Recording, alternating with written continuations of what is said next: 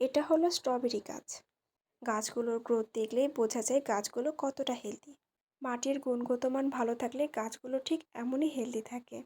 আর গাছগুলো যতটা হেলদি থাকবে গাছের ফলগুলোও ততটাই হেলদি পাওয়া যাবে। আমার কালেকশানে এবছর অনেক বেশি স্ট্রবেরি গাছ রয়েছে। আর এই সুন্দর সুন্দর স্ট্রবেরি গাছগুলোই আপনাদের সাথে আজকে শেয়ার করতে চলে এসেছি।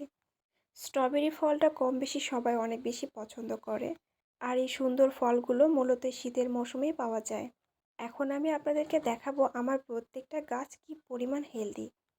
সাধারণত গাছগুলো এতটা পরিমাণ হেলদি থাকে না।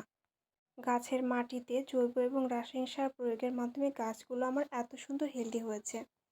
ইনশাল্লাহ খুব তাড়াতাড়ি এই গাছগুলো থেকে ফুল দিতে শুরু করবে।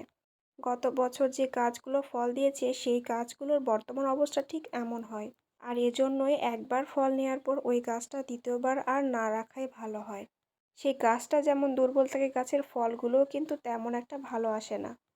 নতুন রানার থেকে স্থাপন করা গাছগুলোই প্রতি বছর অনেক ভালো ফলন দিয়ে থাকে।